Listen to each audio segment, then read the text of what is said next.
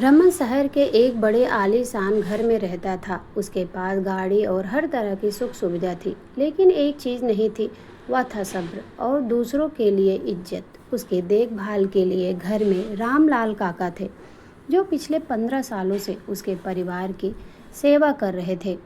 उम्र ज़्यादा होने की वजह से काका से कभी कभी काम में थोड़ी देरी हो जाती थी।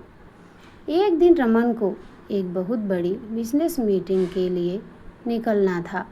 उसने काका को आवाज़ लगाई, काका जल्दी से मेरा ब्लैक सूट प्रेस कर लाओ, मुझे देर हो रही है।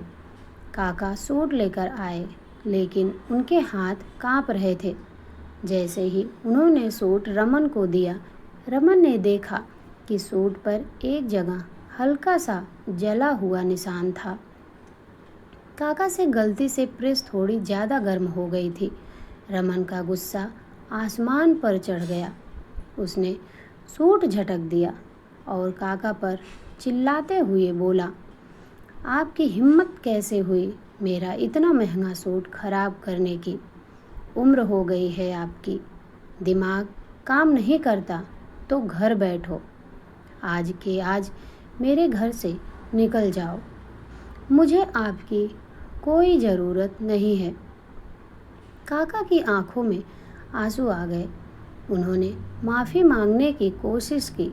बेटा, मेरी पत्नी की तबीयत खराब थी, दिमाग थोड़ा वहाँ था, मुझसे गलती हो गई।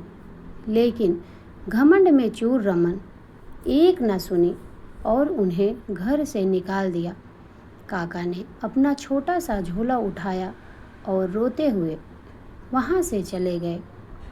कहानी में अगली सुबह रमन को अपने पुरानी अलमारी में से कुछ ज़रूरी ज़मीन के कागज़ निकालने थे। जब उसने अलमारी का एक पुराना लॉकर खोला तो वहाँ उसे एक पुरानी डायरी मिली। यह डायरी रमन के स्वर्गीय पिता की थी। रमन ने उत्सुकता में डायरी के पन्ने पलटना शुरू किया। एक पन्ना खोलते ही उसकी आंखें फटे की फटी रह गई। वहाँ उसके पिता ने लिखा था, अगले महीने रमन का बड़ा ऑपरेशन है, मेरे पास पैसे नहीं हैं। अगर कल तक पैसे नहीं जुटे तो मैं अपने बेटे को खो दूंगा। भगवान कोई रास्ता दिखा। उसके ठीक अगले पन्ने पर लिखा था, चमत्कार हो गया, हमारे घर के नौकर रामलाल ने अपनी पुश्तैनी ज़मीन बेचकर मुझे पैसे दे दिए और बोला, भाई साहब, रमन सिर्फ आपका नहीं मेरा भी बेटा है, इसकी जान बचनी चाहिए। मैं रामलाल का यह एहसान जिंदगी भर नहीं भूल सकता। यह पढ़ते ही रमन के पैरों तले जमीन खिसक गई। उसके पूरे शरीर में एक सिहरन दौड़ गई, जिसे उसने कल एक मामूली सूट के लिए घर से धक्के देकर निकाल दिया था। उसने उसकी ज़िंदगी बचाने के लिए अपनी पूरी ज़िंदगी की कमाई दान कर दी थी। रमन को अपनी गलती पर बहुत पछतावा हुआ।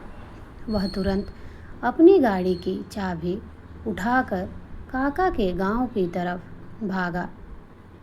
जब वह काका के छोटे से घर पहुंचा तो उसने देखा काका अपनी बीमार पत्नी के पास बैठे उन्हें पानी पिला रहे थे। रमन सीधे गया और काका के पैरों में गिर पड़ा।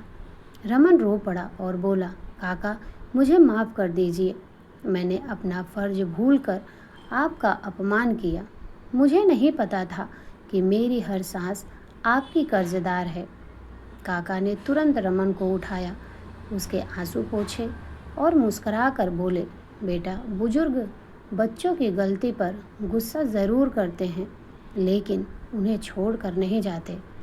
अगर आपको कहानी पसंद आई हो तो वीडियो को लाइक करें और ऐसे ही कहानियों के लिए चैनल को ज़रूर सब्सक्राइब करें। फिर मिलेंगे एक नई कहानी के साथ। तब तक के लिए जय श्री कृष्णा।